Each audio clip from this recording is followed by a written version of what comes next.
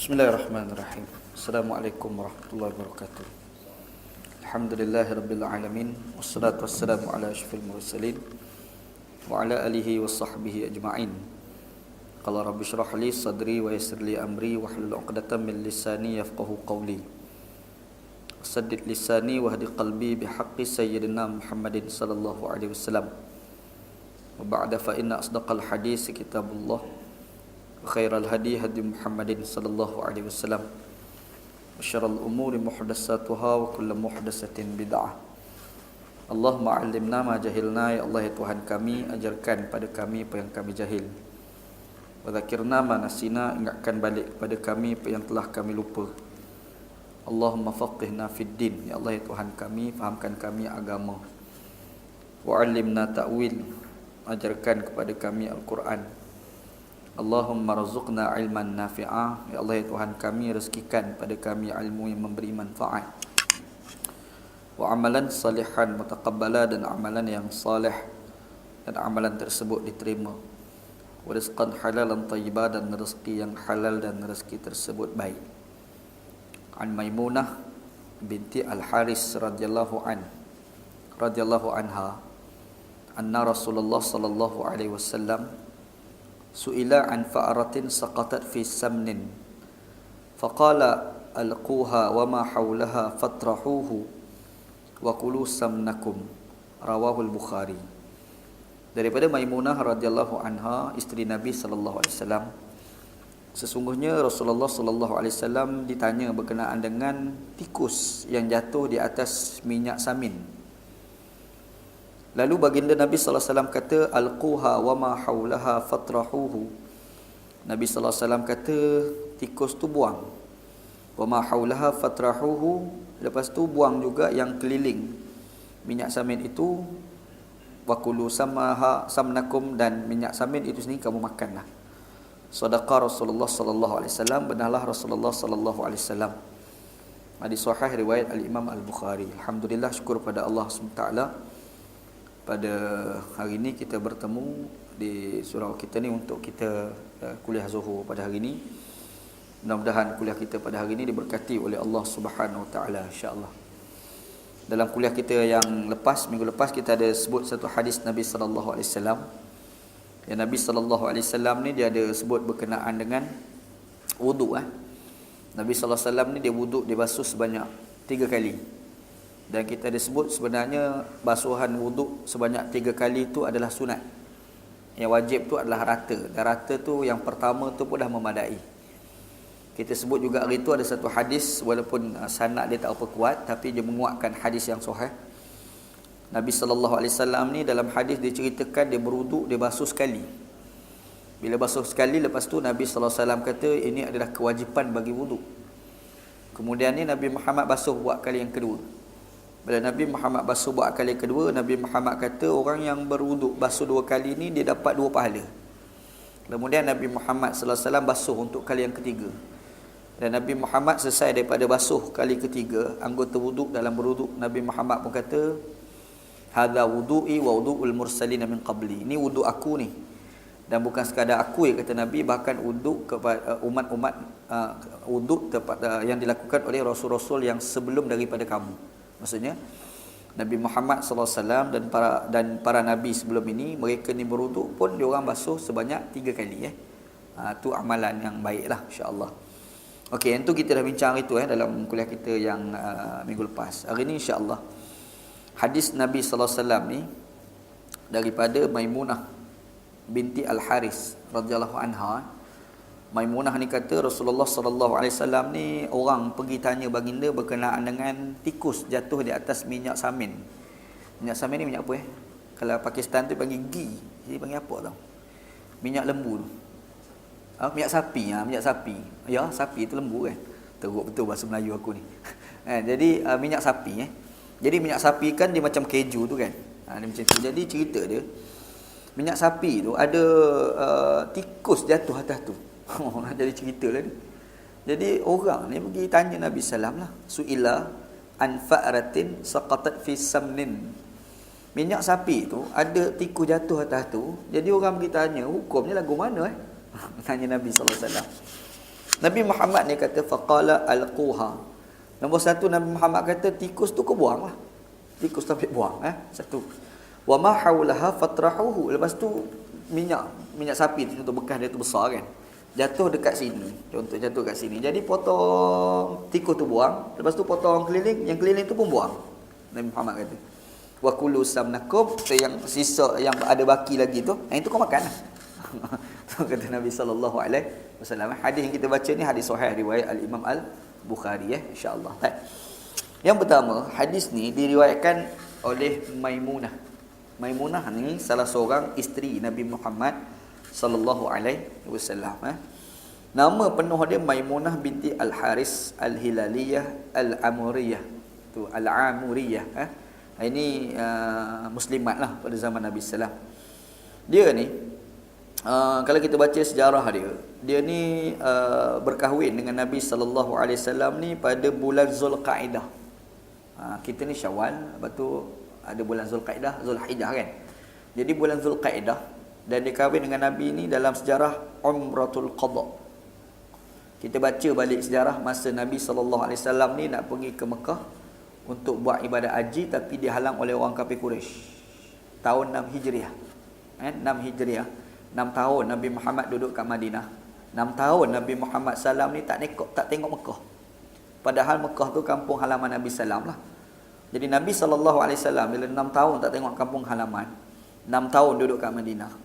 Nabi sallallahu alaihi wasallam ni bagi tahu pada para sahabat bahawasanya kita kena pergi buat haji dekat Mekah pada tahun yang ke-6 tu. Sahabat Nabi yang lebih seronok ni orang Muhajirin lah. Orang Mekah yang hijrah bersama dengan Nabi ni seronok. Sebab dia kata lama tak tengok kampung halaman. Macam kita lama tak balik kampung kan. Balik-balik tengok kampung berubah. Dia macam-macam. Dia kampung ni romantism. Dia ada kenangan manis kampung. Memanglah kadang-kadang kampung dengan bandar, kita tengok segi kemudahan awamnya pada bandar. Tapi kampung ni dia ada elemen jiwa. Sebab kita pengalaman. Ana sebut ni pengalaman teringat. Orang Melayu kita selalu cakap, masakan mak adalah masakan yang paling sedap. Betul ya kau cakap? Masakan mak adalah makanan yang paling sedap. Masakan yang paling sedap. Kadang-kadang kita makan kedai mamak tu sedap juga, tapi mak lagi sedap. Sebab mak ni dia makan masakan dia bukan isu sedap tak sedap. Mak ni masakan dia yang mula-mula sekali kita makan ni masakan mak. Kita kenal makanan ni pada masakan mak. Jadi bila kita makan masakan mak, lepas tu kita ni dah tua, dah besar, contoh dah bekerja, duduk kat luar, lama tak makan masakan mak. Tiba-tiba balik kampung, mak masak, kita makan masakan mak. Dia masuk mulut tu, rasa masakan tu teringat. Zaman budak-budak tu. Tu orang kata sedap masakan mak tu. Dia masakan mak ni, dia bukan semata-mata lidah, dia ada jiwa kat situ. Segi filosofi lah ni. Aku cakap ni falsafah lah ni Nak cerita tu lah sedapnya makanan mak. Dia bukan sedap sebab masak sedap, tak. Dia masakan tu ada elemen kejiwaan, dia ada elemen romantism. Kita ni dia tak boleh lari daripada romantism, pengalaman. Pasal nak benda lama-lama. Kita ni zaman muda dulu pernah bercinta, contoh. Lepas tu gagal. Bercinta dan gagal Tak tahulah kenapa loser sampai tahap tu lah. Ni mak loser ni kan. Ataupun dalam istilah sekarang diistilahkan sebagai gagalis. Saya dengar istilah gagalis. Gagalis ni orang gagal bercinta. Ada istilah ni, istilah budak-budak muda sekarang. Kalau tengok kau bercinta betul gagal, gagalis. Panggil gagalis, ada satu istilah.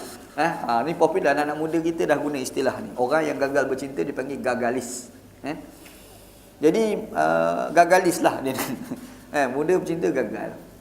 Lepas tu lama kahwin, dah ada anak, ada contohlah. Masa dia bercinta dulu, dia ada satu sejarah hidup dia.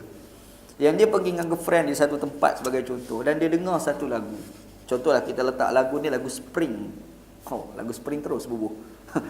Kerana budi aku jatuh hati. Kan Spring Mana nak lagu tu. Masa dia bercinta, masa tu dia kenangan manis bagi diri dia lah. Jadi dah lama, umur dah tua, dah ada anak dah kadang-kadang, dah ada cucu dah kadang-kadang.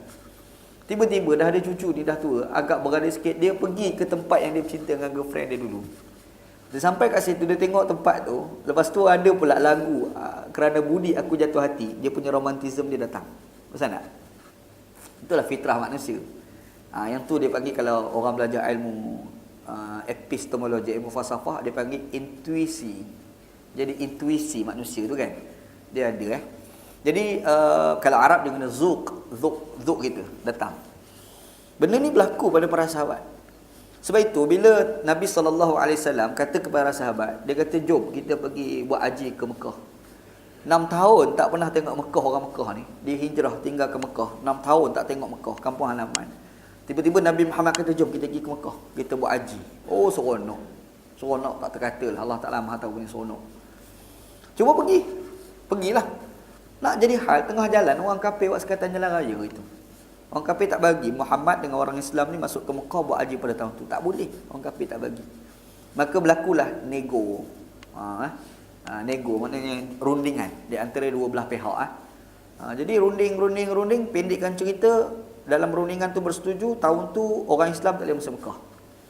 Kalau nak masuk juga tahun depan, tahun ni tak boleh. Masuk tahun depan ni pula tak boleh lama, 3 hari je. Orang kafir dia bagi. Nabi Muhammad ni bila berunding macam tu, Nabi setuju. Nabi setuju dengan rundingan tu. Ramai para sahabat tak setuju. Sebab kita dah pakai ihram siap lah ni. Dah pakai ihram ni. Kalau orang Melayu kata membujur kalau menyelup perkasam yang sampai ke pangkal lengan, kita dah pakai ihram ni, kena pergi ke Mekah lah. Kenapa nak balik pula? Macam tu lah kan. Tapi disebabkan Nabi kata, Nabi dah setuju rundingan, kena balik juga. Jadi tak nak lah sekali tu. Akhir sekali Ummu Salamah, isteri Nabi Sallam, dia bagi cadangan pada Nabi Sallam supaya para sahabat ni kalau nak suruh dia buka ihram kena tahallul tu dia orang tak nak. Jadi kata Ummu Salamah, Rasulullah, kau sendiri pergi cukur kepala, tahallul depan orang ramai-ramai, biar dia orang ni tengok, dia orang malu dengan kamu, Rasulullah. Nabi Muhammad dengar pandangan daripada Ummu Salamah, Nabi terima. Nabi pun panggil halak, tukar cukur kepala depan orang ramai-ramai. Sahabat Nabi yang asalnya tak nak buka haram, tak nak tahallul tu kan. Jadi bila tengok-tengok, Allah malu banyaklah dengan Nabi sallallahu. Bila malu tu, dia orang pun cukur kepala, dia orang pun balik ke Madinah. Jadi kejadian itu dipanggil sebagai Suluhul Hudaibiyah, perjanjian Hudaibiyah. Suluh tu perjanjian, Hudaibiyah nama tempat lah. Hudaibiyah. Sekarang ni nama apa tau? Anda tak tahu, anda tak pernah sampai Mekah ni. Anak ni walaupun mengaji negara Arab, tapi tak pernah sampai ke Mekah. Teruk sungguh aku ni. Tak pernah pergi ke Mekah lah. Orang duk ceritakan, orang kata Hudaibiyah ni dulu, sekarang ni orang panggil As-Sumaisi katanya. Wallahualam lah, anda tak tahu, anda tak pernah sampai. Wallahualam. Orang kata Jadi Hudaibiyah tu, tempat tu nama Hudaibiyah. Perjanjian tu berlaku di situ. Disebabkan perjanjian tu berlaku di Hudaibiyah, perjanjian tu dinamakan Sulhul Hudaibiyah, perjanjian Hudaibiyah. Sahabat Nabi balik tahun ke-7 Hijriah, dia orang pun pergi hijrah, pergi ke Mekah, bukan buat haji, Umratul Qadha. Sebab tak berlaku dalam musim haji. Dia berlaku dalam Zulqaidah. Dan bagi 3 hari. Allah, 3 hari boleh buat gapo? Boleh buat apa 3 hari? Pergi Nabi SAW pergi, nak jadi hal di situlah masa Nabi Muhammad pergilah. Balik daripada kejadian itulah Nabi SAW ni menikah dengan seorang perempuan. Perempuan tu nama Maimunah binti Al-Haris Al-Hilaliyah Al-Amuriyah. Cerita ni anak cerita ni seorang muslimat lah yang meriwayatkan hadis ni yang namanya Maimunah. Maimunah ni dia ada adik perempuan seorang. Nama adik perempuan dia Ummul Fadl. Ummul Fadl ni suami dia adalah Al-Abbas bin Abdul Muttalib. Maksudnya Al-Abbas bin Abdul Muttalib tu pak saudara Nabi. Dia kahwin dengan Ummul Fadl. Ummul Fadl ni dia ada kakak. Kakak tu namanya Maimunah. Maimunah tu kahwin dengan Nabi. Faham tak? Cerita maksudnya tak jauh mana ni, pusing-pusing untuk kawasan tu juga. Kan? Ada satu benda nak bagi tahu sebenarnya dia budaya Arab. Kalau kita tengok pada zaman sahabat, dia cerita pusingan tu dia tak jauh sebenarnya. Orang ni kahwin dengan tu, dia ni lagu mana? Dia tu tak jauh mana. Macam sahabat Nabi Abdullah bin Zubair radhiyallahu anhu. Siapa dia Abdullah bin Zubair? Bapa dia nama Zubair, mak dia nama Asma.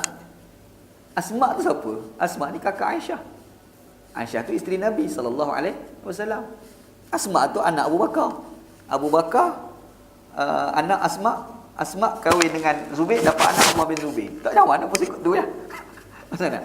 Dia sahabat-sahabat Nabi dia pusing sama-sama dia. Sebab kita dengar Abdullah bin Zubair ni geng mana pula ni. Zubair awal ni geng mana pula. Padahal dia kalau kita cari tengok keturunan, dia pusing sama-sama dia ya sebenarnya. Dan zaman tu sebenarnya kahwin bercerai ni benda biasa masa tu. Sebab tu kadang-kadang kita tengok dia ni muslimat ni, dia ada anak. Tapi bapa bel lain. Rupa-rupa dia bercerai, dia kahwin dengan orang lain. Faham tak? Dia kahwin orang lain. Lepas tu yang suami dia lama tu ada kat Mekah juga, ada kat Madinah tu juga. Lepas tu jumpalah dia, faham tak? Dia punya keturunan dia pusing-pusing gitu. Lepas tu kalau kita baca hadis Nabi sallam, bila kita baca hadis Nabi sallam, kita tengok nama orang ni yang mana. Lepas tu kita semua semak dia punya bapa dia, mak dia, lahir dia. Duduk kat situ juga anak beranak dia pusing gitu. Dia ceritalah hadis Nabi sallallahu alaihi wasallam. Tak apalah. Jadi cerita hadis ni Maimunah radhiyallahu anha, Maimunah binti Al-Haris radhiyallahu anha. Dia ni cerita dia duduk dengan Nabi sallam. Ada orang ni ditanya Nabi sallam tentang tikus jatuh di atas minyak sapi. Macam mana nak buat? Tanya Nabi. Nabi kata, macam ni. Nombor satu, tikus tu kau buang. Nombor satu. Yang kedua, keliling tu, yang tikus jatuh tu, keliling minyak sapi tu, kau potong. Yang tu pun kau buang. Yang minyak sapi yang berbaki tu, yang tu kau makan. Tu kata Nabi sallam. Jadi, hadis tu, yang pertama, dia cerita pasal tikus. Tikus ni, antara binatang yang tak salah kita bunuh. Bahkan disebut dalam hadis lah. Ada orang mari kat sini hadis. Hadis ni hadis sahih, Imam Al-Bukhari riwayatkan hadis ni. Yang riwayatkan hadis ni pun isteri Nabi, namanya Hafsah bin Abi Bakar binti Umar bin Al-Khattab. Anak Umar Al-Khattab, salah seorang nama Hafsah. Hafsah ni isteri Nabi sallallahu, dia kahwin dengan Nabi sallallahu. Dia kata Rasulullah sallallahu ni ada bersabda. Apa kata Nabi sallallahu? Nabi Muhammad kata khamsun minad dawab la haraja ala man qatalahunna. Nabi kata ni ada 5 jenis binatang. Kalau kamu bunuh ni tak jadi salah pun. Dia asalnya binatang ni kita tak boleh bunuh tentu pasal. Asal binatang tidak boleh dibunuh kecuali bersebab. Faham tak? Sebab ni sebab ada nas sebut ataupun faktor penyakit. Bunuhlah. Kita ni tengok ada anjing lalu tepi jalan. Jangan pergi bunuh je. Jangan, tak ada kerja tu. Anjing lalu kita bawa kereta nampak anjing. Maju. Melompatnya tu. Sebab anjing tu tak kerti bercakap. Kalau anjing tu kata bercakap, dia pergi tepi tu, pi ramabuk. Mampu yang itu. Kan? Jadi anjing ni kita tak boleh bunuh tentu pasal. Kucing tak boleh bunuh tentu pasal. Tak boleh. Bermaksud asal binatang itu tidak boleh dibunuh kecuali bersebab. Sebab tu yang pertama adalah nas. Nas Quran hadis sebut boleh bunuh. Ataupun satu lagi ada faktor kesihatan. Penyakit sebagai contoh. Makanya kita boleh bunuh. Disebabkan itu Nabi SAW dia ada sebut. Dia kata ada beberapa binatang yang kamu boleh bunuh, kalau bunuh tak jadi salah apa pun. Tak jadi masalah dosa pun tak ada. Yang pertama Nabi kata al-ghurab, burung gagak. Burung gagak. Nabi kata kalau kita nampak burung gagak saja nak bunuh tu kan. Yang tu tak apa Sebab dia kotor burung gagak ni. Dia gagak ni menggambarkan tempat tu kotor. Kan? Dia adalah elemen kekotoran kat situ Lepas tu al-hidaah. Al-hidaah ni burung raja wali. Raja wali betul lah. Yang terbang kan, nak cerita pun tak erti. Dia kuku dia panjang, payah. Dia kena ambil yang ni. Kan? Yang ketiga Nabi Muhammad kata al-fa'raq, tikus. Nabi suruh bunuh. Wal aqrab, kalau jengking. Scorpion. Kita scorpion kita nampak kumpulan rock. Kita nampak. Scorpion ni kalau jengking bunuh. Yang kelima kata Nabi sallallahu alaihi wasallam al-kalbu al-aqur. Anjing gila. Dia ada anjing, satu lagi anjing gila. Lain kan? Anjing gila ni dia pergi gigit kat mampu kita. Sebab dia kadang-kadang dia batu bahayanya anjing ni Dan kita pun bila faham daripada sudut tu, kita pun nampak kenapa Nabi Muhammad suruh basuh air liu anjing bila kena kat kita kan. Jadi kita faham sebab dia bahaya. Jadi Nabi Muhammad ni ada sebut ada 5 jenis binatang ni, kalau kamu nak bunuh ni tak salah. Kalau tengok dalam hadis yang lain riwayat Imam Muslim ada sebut cicak satu lagi. Cicak cumanya debat debat di kalangan ulama lah. Debat tu berlaku lah. Sebab hadis yang meriwayatkan berkaitan dengan cicak ni sanad dia tu yang kata sahih tu Imam Muslim je. Ulama yang kata tak sahih sanad tu. Jadi ada ulama bahas baliklah tentang hadis cicak ni. Tapi orang yang bersetuju mengatakan cicak ni boleh dibunuh, ada sebab dia nyatakan. Apa sebab dia? Sebab dia kata cicak ni dia boleh bawa pada penyakit dan dia mudah jatuh dalam makanan. Kan? Kita makan lepas tu kita jadi cicak man. Jadi cicak man tak pasal lah. Jadi dia ada elemen penyakit lah. Point di sini adalah elak daripada penyakit. Kita tengok antara Nabi Muhammad suruh bunuh ni tikus. Kenapa bahaya Syekh tikus ni? Sekarang kena penyakit kencing tikus tu kan. Jadi bila kita tengok hadis Nabi suruh bunuh, sekarang ni timbul penyakit kencing tikus, kita rasa betul lah Nabi suruh bunuh tu kenapa? Kita faham benda tu kita faham. Maksudnya kadang-kadang Nabi Muhammad SAW ni dia suruh bunuh, memang suruh bunuh, tapi bunuh tu mesti ada sebab dia. Cuma kita tak tahu apa sebab tu. Tu kena cari hikmah je lah. Cari kaji 1, 2, 3, 4, mungkin kita akan dapat jawapan. InsyaAllah. Cuma nak bunuh tu pun ada cara dia juga. Jangan bunuh tu pasal tengok tikus kelakau. Janganlah lagu tu. Buah sangat tu.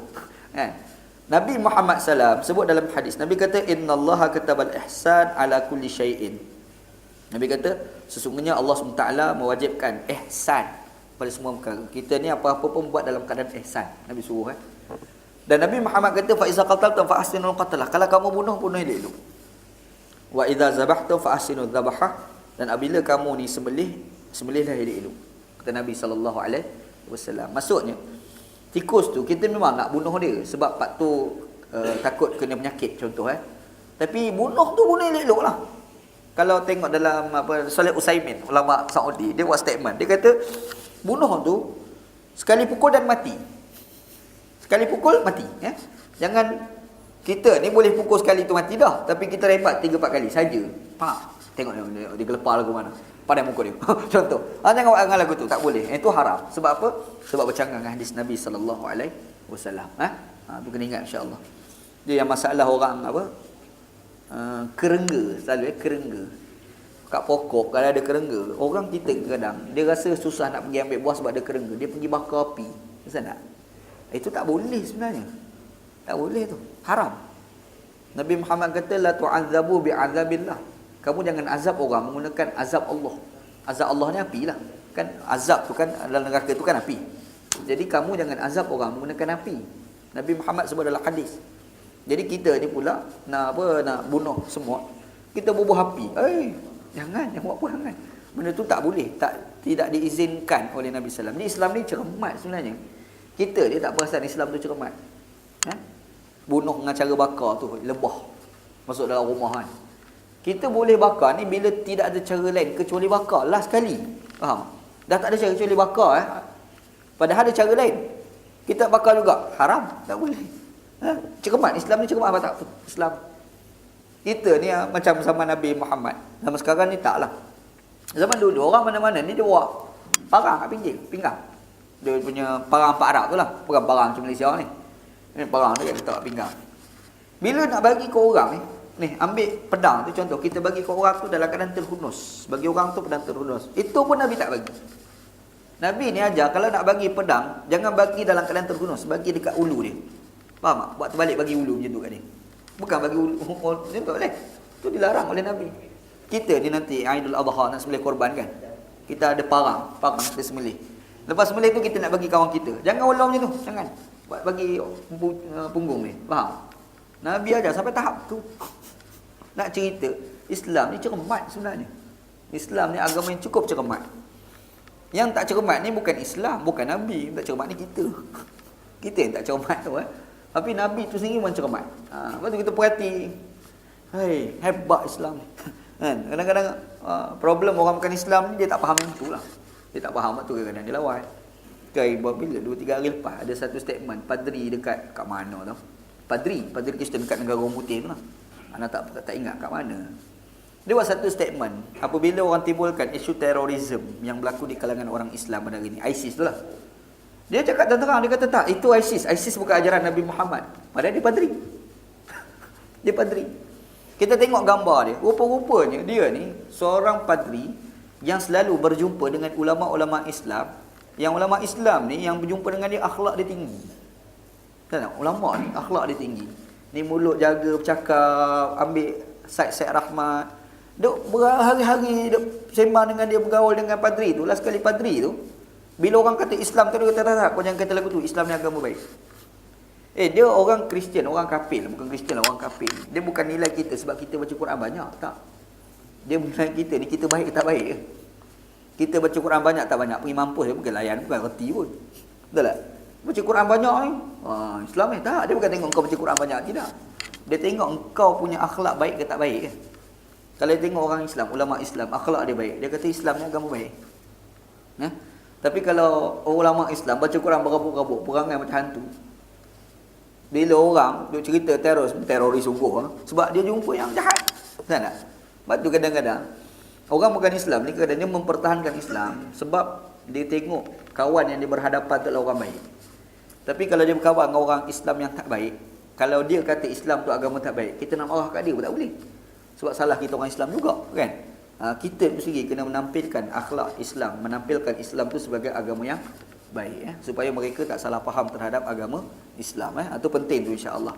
Ini pesanan ni bukan untuk pendengar je, untuk anak sama. Macam Ana ni hari-hari jumpa orang kafir. Oi. Ni repot kita tanya soalan pelik-pelik, mampus nak jawab. Pening Syekh, pening. Hari tu ada satu forum buat dekat Pulau Pinang. Forum pasal hudud. Seorang Ana, seorang lagi ni Dr. Jailani. Jailani ni Penang. Ustaz tu lah, doktor. Dia doktor, dia ni orang terlibat dengan perundangan lah Islam. Lepas tu seorang lagi tu bukan Islam. Dr. Wong Chin Huat, kawan baik Ana lah. Ana baik dengan dia, Dr. Wong ni. Baik, memang baik. Ana kalau jumpa Dr. Wong ni, dia ni Ana panggil doktor, dia kata, "You jangan panggil I doktor lah." You boleh tak? You jangan panggil I doktor. Ana kata, "Awak tak boleh. Nama doktor depan. Panggil apa masalah?" Dia kata, "Tak boleh. I tak boleh. I rasa you tak layak panggil I. You tak boleh panggil I apa ni doktor walaupun I ada doktor. Sebab you ustaz." Dia kata. Sebab you ustaz. Ana kata macam ni, kita nego. I panggil you doktor, you panggil I ustaz. Okey, okey tu panggil boleh. Ada kawan Dr. Wong Chin Huat, baik. Dia Cina, baik. Ana seorang kawan Cina, Kristian. Dia tu kalau pergi dekat hotel Vistana Hotel. Dia salah seorang lembaga pengarah hotel. Jadi dia baikkan lah. Dia selalu cakap, "Ustaz, mainlah tidur." Tak ada kerja pun tidur hotel tu. Rumah aku dekat tu. Dia nak sponsor. Apa kat Kuala Lumpur, rumah aku dekat Kuala Lumpur. Lain lah kalau duduk kat jauh tu. Dia ni, dia ada berkawan dengan orang politik kat Malaysia lah. Tak sebutlah parti mana tu. Jadi bila ada sidang-sidang parlimen yang melibatkan ekonomi, jadi dia ni Cina ni nama Alex nama dia, Cina, Kristian. Dia ni Alex ni dia akan pergi ke parlimen untuk bagi nasihat, bagi pandangan tentang isu ekonomi. Dan untuk ahli parlimen bercakap dalam parlimen lah. Jadi ada satu hari tu ada isu melibatkan ekonomi. Alex tu dijemput dan Ana pun dijemput pergi. Ana pergilah. Berat bocor rahsia. Nampak Ustaz orang politik punya. Ana pergilah. Bila pergi parlimen, Ana duduk dengan Alex ni. Duduk. Lepas tu adalah orang Islam kan, orang ahli parlimen. Sembang cerita. Dia pun cerita pasal ekonomi 1 2 3 4 sampai satu tajuk rasuah. Dia kata rasuah ni bahaya pada negara 1 2 3 4. Bahaya pada agama. Bahaya pada agama pun ada tak? Dia sebut bahaya pada agama, masuk neraka kata dia. Terkejut aku. Dia kata ini bukan I punya agama cakap, you punya agama cakap. Ni kata dia ni. Dia sebut dalam hadis Nabi sebut perasuah, penerima rasuah dua-dua neraka. Kristian. Ana ni ya Allah, Kristian. Terkejut aku. Sejak pada tu Ana berkawan dengan dia. Baiklah, dapat telefon dah apa kan. Memang baik sangat Alex. Jadi dia ni Cina Kelantan. Dia cakap Kelantan tak rasa macam dia orang Cina. Yalah orang Cina Kelantan ni lain sikit. Dia kecek Kelantan tu, super Kelantan dah. Dia cakap Kelantan. Tengok bunyi Kelantan tu. Jadi Persatuan Anak Kelantan ni, dia buat satu anak Kelantan di Kuala Lumpur ni, dia fikir macam mana nak dapat duit, dana. Makanya dia buat satu koperasi. Jadi adalah game dia buat, antaranya adalah macam mana kita nak ambil manfaat melalui takaful. Kita pergi carungkan untuk orang tertentu, lepas tu kalau dia meninggal nanti akan dapat dapat untung. Cuma yang koperasi ni yang persatuan ni dia letak, dia kata kita carungkan untuk orang ni, lepas tu nanti kalau keluarga dia meninggal dia akan dapat duit, kita minta dan 5% masuk dalam tabung kita. Ni persatuan ni yang buat tu orang Melayu Islam. Ni yang Alex kata, "Oi tak boleh, haram." Ni kafir ni. Tak boleh, haram. Mana boleh kita mengambil kesempatan dalam kesusahan orang? Kafir cakap. Anda pun tengok dia. Anda pun tengok orang Islam tu. Cish, mana Islam ni? Aku dah fikir balik. Tapi nak cerita, memang ada orang yang macam tu. Anda cerita ni realiti yang anda berjumpa. Kawan anak Dr. Wong. Bila timbul isu hudud kat Kelantan, ni isu hudud enactment ni, dia nak tahu hudud tu apa. Disebabkan dia ni doktor, dia ni duduk dalam researcher, dia pengkaji lah. Dia baca, habis enactment dia baca buku Islam, habis dia baca. Dia cerita kat kita tentang mazhab Hanafi, ana tu mana? Mazhab Hanafi ni. Dia cerita ni dalam mazhab Hanafi. Kau apa tahu? Ni kafir ni. Dia kupas ni.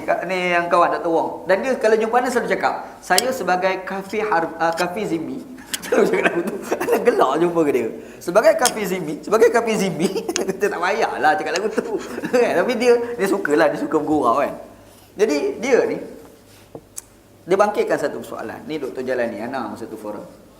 Dia kata, saya baca dalam enactment hudud Kelantan yang all orang Islam buat, dia ada sebut saksi mesti orang Islam. Itu memang sebut dalam enactment lah. Kalau baca enactment hudud Kelantan, dia ada tulis itu, apabila orang nak menjadi saksi, orang yang menjadi saksi itu mesti lelaki, Muslim, akil, balik. Lelaki, Muslim. Okey. Dr. Wang ni dia kata, okey, saya baca ni saya dah fikir panjang tu.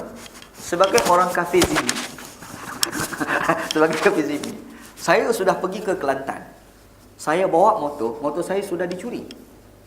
Okey, saya report dan jadi kes mahkamah. Saksinya adalah saya sebagai orang bukan Islam. Persoalannya, macam mana status hukum itu mengikut perundangan enactment hudud tadi? Jam. Nak jawab macam mana kakak? Dia tanya Dr. Jalani ada jawapan dia. Dia dok compare dengan civil punya pandangan. Okey, fine. Tapi Ana ni dia fikir, Ana rasa sesuatu kebaikan itu adalah bukan dengan cara kita menunjuk kejahatan orang lain. Kita ni jadi baik bukan sebab kita kata orang tu jahat. Kita baik sebab kita memang baiklah. Faham tak? Kadang-kadang orang kata kau ni kita kata aku ni baik. Kenapa kau baik? Sebab orang tu jahat. Dia pergi compare orang jahat dengan dia. Bila dia kata orang tu jahat, maka dia mesti baik sebab berbeza. Sebenarnya tak. Sebab ada orang tu dia buat Islam, ada satu lagi dia buat jahiliah. Kadang-kadang kita ni bukan siapa lebih Islam, tapi siapa yang kurang jahiliah. Faham tak? Bila kita ni tak baik, kita kata kita baik dengan kita menunjuk pada orang yang jahat, sebenarnya kita nak tunjuk yang kita ni tak baik juga sebenarnya. Tapi ada orang lebih jahat daripada aku. Tu je. Boleh faham? Anda rasa tu tak sihat. Kita kena bagi jawapan yang jujur. Anda cakap kita nak bagi pandangan. Yusuf Al-Qaradawi, dia pernah meletakkan asas apabila berlaku qisas. Qisas ni bunuh balas. Dalam fiqh lama, apabila seseorang Islam membunuh orang bukan Islam, ada pula satu lagi orang bukan Islam membunuh orang Islam. Kalau kita bunuh sesama Islam, makanya ada hukum bunuh balas. Apabila orang bukan Islam membunuh orang Islam, maka dikenakan hukuman bunuh balas. Tetapi pelik berbeza kalau sekiranya orang Islam membunuh orang bukan Islam, tidak dikenakan hukuman bunuh balas. Inilah fiqh lama. Kita fikir satu sudut, adil tak? Itu soalan, adil ataupun tidak. Disebabkan ada persoalan adil ataupun tidak, Qaradawi dia buat keluar satu fatwa, Islam bunuh orang Islam, bukan Islam bunuh, sama. Maksudnya ada ijtihad baru. Faham Ada pandangan baru. Fiqh lama tak bincang, Qaradawi yang hidup sekarang duk bincang Anda nak cadangkan, saksi pun serupa juga. Kenapa saksi ni letak orang Islam, ijtihad baru, orang bukan Islam pun boleh menjadi saksi. Supaya undang-undang tu dilihat adil. Faham Undang-undang tu adil dan undang-undang tu dilihat sebagai adil. Dia rahmat sekalian dalam. Ini cadanglah. Cumanya nak pakai tak nak pakai tu kena bincang lain lah. Orang yang autoriti kena bincang lah. Mufti tak mufti tu kan. Anak ni bagi pandangan macam ni lah. Bagi pandangan. Macam nak keluar pandangan. Kita suka bincang kafir zimmi, kafir harbi. Ini isu politik sebenarnya. Zimmi harbi. Anak nak bagi tahu, jangan guna dah kafir zimmi, kafir harbi. Kita tukar terma baru. Kafir burhani. Mampus. Apa benda tu? What's animal tiger that? Gapo dia nak terima tu? Apa benda tu? Sebab kafir zimmi, kafir harbi tak pernah berlaku pada zaman Nabi sallallahu alaihi wasallam. Orang bukan Islam masuk kat negara orang Islam, nak jadi warga negara, masuk Islam, warga negara. Tak nak masuk Islam, bayar jizyah, jadi kafir zimmi. Tak nak bayar, nampak nak lawan, kafir harbi. Tu je. Sekarang ni warga negara bukan berasaskan agama dah. Orang Islam bukan Islam dekat negara kita ni, warga negara kita sama. Betul kan? Jadi orang bukan Islam yang berbeza dengan kita kena berhujah dengan dia. Hujah Islam aja dalam Quran, qul hatu burhanakum in kuntum shadiqin. Datangkan hujah kamu jika kamu di kalangan orang yang benar. Burhan ayat Quran. Qul hatu burhanakum. Jadi anda namakan sebagai kafir burhani. Ambil kau. Selesai masalah. Ini cadangan. Dalam kitab fiqh tak ada. Pergi cari dalam Google tu. Ada tak? Memang tak ada lah. Aku yang rembat tu. Maksudnya ada benda kadang-kadang kita kena clear lah benda macam ni supaya Islam ni dilihat sebagai rahmat. Sebab tu akhlak yang kita nak pamerkan tu adalah akhlak yang baik. Tindakan kita tu tindakan yang baik. Hujah kita hujah yang baik. Dan rupa-rupa bila kita baca hadis, kita tengok Nabi Muhammad SAW ajar, memanglah tikus tu boleh dibunuh, tapi nak bunuh tu bunuh elok. Bunuh sekali mati cukup. Jangan saja nak bagi seksa dia. Tak boleh. Dilarang oleh Nabi SAW. Faham Inilah rahmat ni Islam. Inilah baik ni agama Islam yang diturunkan oleh Allah Ta'ala kepada kita. Alhamdulillah. Baik. Yang seterusnya, dalam hadis ni Nabi Muhammad kata, tikus dah mati, jatuh dekat minyak sapi tu kan. Nabi kata buang tikus tu. Jangan simpan pula tikus tu, dia makan pula. Kan? Dia kena buang tikus tu. Yang kedua Nabi kata tu kena buang keliling, tapi yang berbaki tu kita boleh makan. Kenapa Islam nak ajar pada kita jangan membazir. Innal mubazzirina kanu ikhwana syayatin. Membazir itu adik-beradik setan. Ingat membazir ni adik-beradik setan. Quran sebut. Jangan membazir Syekh. Dalam Quran Allah Ta'ala ada sebut, ya bani Adam khudhu zinatakum inda kulli masjidin wa kulu washrabu wa la tusrifu innallaha la yuhibbul musrifin. Allah Ta'ala kata, wahai anak-anak Adam, jadikan perhiasan kamu ketika kamu berada di masjid. Di masjid ni biar ada perhiasan cantik lah maksud dia Kita begitu bau wangi, jangan busuk, lepas tu pakaian kita bersih, tu maksud dia. Dan Nabi Muhammad kata wakulu washrabu wala tusrifu. Makanlah, minumlah, tapi jangan membazir. Innallaha la yuhibbul musrifin. Allah Taala tak suka kepada orang yang membazir. Persoalan dia, membazir ni apa? Satu soalan juga. Orang tu dia beli kereta BMW, membazir. Boleh kata dulu? Boleh tak kita nak kata orang beli kereta BMW mahal membazir? Boleh? Tak boleh. Membazir ni kena tengok konteks. Bagi orang miskin, dia beli BMW, itu membazir. Bagi orang kaya, dia beli BMW, itu bukan membazir. Sebab dia mampu. Faham Orang tu, dia ada kemampuan kewangan. Dan dia dah bayar zakat. Dia dah tunai kewajipan kewangan dia. Ada lebihan dia nak pakai BMW, itu tak membazir. Tapi kalau dia bayar zakat tak bayar, beli BMW, yang tu membazir. Faham Dia kena tengok konteks. Jangan kita letak mudah sangat. Awak itu membazir, lebih. Orang kaya nak pakai BMW dia memang nampak lebih. Tapi bagi dia itu tidak membazir. Sebab itu kemampuan dia. Faham Yang kita haprak ni, janganlah. Makan tak pun nak cukup. Rembat BMW. Oh biar betul. Yang tu membazir. Maksudnya lebih daripada kadar keperluan dan kemampuan kita. Ada seorang sahabat nama Ibnu Mas'ud radhiyallahu anhu. Dia kata membazir adalah berbelanja bukan pada jalan yang benar. Berbelanja dalam perkara-perkara maksiat, membazir. Definisi dia agak lain sikit lah. Apa itu membazir? Apabila kita berbelanja bukan atas kebenaran. Benda-benda haram, kita beli benda haram sebagai contoh. Kalau yang itu dikatakan sebagai membazir. Jadi kalau beli pada benda yang tidak melibatkan haram, dia itu tidak membazir. Itu mengikut definisi yang dikemukakan oleh Abdullah bin Mas'ud radhiyallahu anhu. Insya-Allah. Jadi tak ada susah mana dalam membazir. Terus satu lagi makan. Makan bubuh banyak, makan tak habis. Ni pun adik-beradik setan juga. Dah lah kalau kau dah tahu makan kau tak habis, bubuhlah sikit. Anda pun kita pun sikit, tak habis sambung. Kalau nak lagi tambah lagi, susah apa kan. Ini penuh pinggan, makan tak habis membazir, lepas tu buang. Ya Allah. Macam mana nak buat? Dia masalah ni, pembaziran ni yang paling kuat ni bulan Ramadan tu yang susah. Dia bulan lain dia tak seteruk bulan Ramadan. Ramadan tu konsep dia adalah untuk nak elakkan pembaziran. Antara prinsip dia lah kan. Tapi kalau kita tengok data, makanan dihabiskan secara pembaziran, Ramadan tu paling kuat sekali. Kan? Ini masalah. Jangkanya nak selamat daripada setan, tiba-tiba kita dah jadi setan. Masalah. Beringatlah insya-Allah. Membazir ni tak boleh diharamkan dalam Islam. Baik. Yang seterusnya yang terakhir. Masa tak mengizinkan. Nabi Muhammad SAW bekas tu Nabi buang dan dibaki tu Nabi Muhammad kata boleh makan minyak sapi tu jatuh tikus, buang, yang keliling tu kita potong, kita buang. Lepas tu yang baki tu kita boleh makan Nabi Muhammad ajar tu sebab benda tu beku tau. Benda tu beku, jatuh kat situ dia tak merebak ke dalam. Faham? Berbeza kalau tikus jatuh dalam belah air. Kau kita buang, kita minum air. Bagus, kena kecil tikus di situ. Kan? Yang tu tak boleh. Yang Nabi Muhammad ajar tu sebab benda tu beku. Maksudnya kalau tikus jatuh, dia punya najis tikus bangkai tu dia tak merebak ke tempat lain. Jadi kita buang tempat-tempat yang kena pada bangkai tikus je. Yang tak kena pada yang lain, yang tu kita boleh makan. Faham boleh insya-Allah.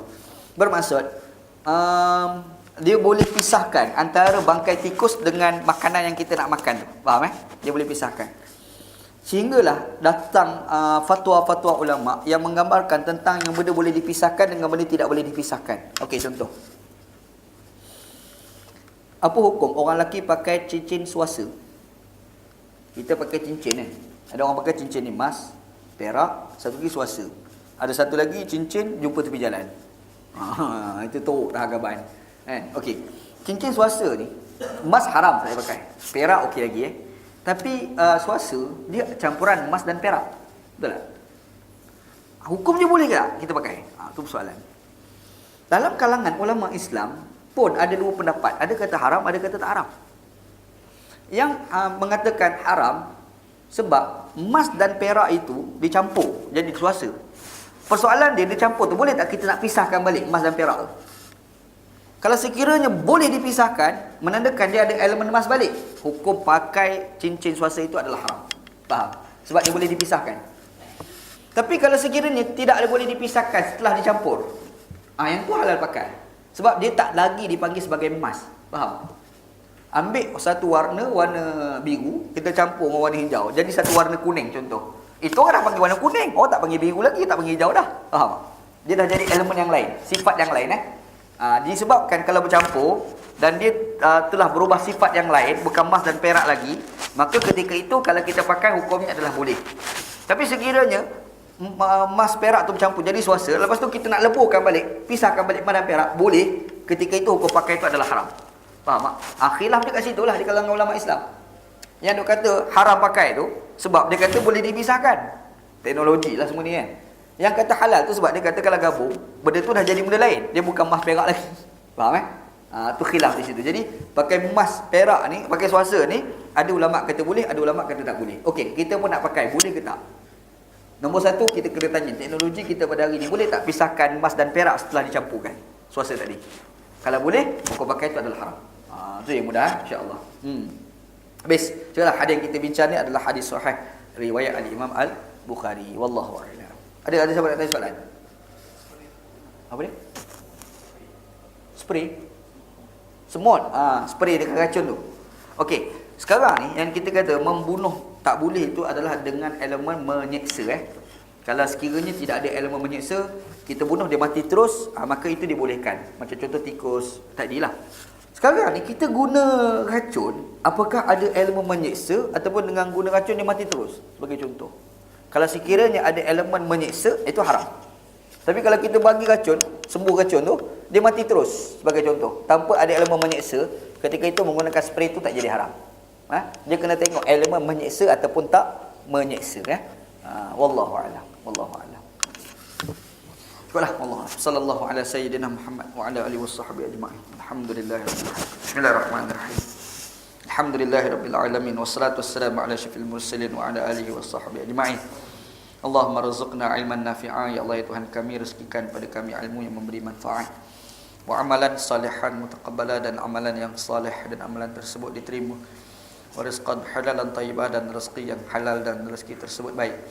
Rabbana atina fid dunya hasanah, ya Allah ya Tuhan kami, berikan kepada kami kehidupan kami dunia baik, wa fil akhirati hasanah, dan juga di akhirat baik, wa qina azabannar, selamatkanlah kami daripada azab api neraka.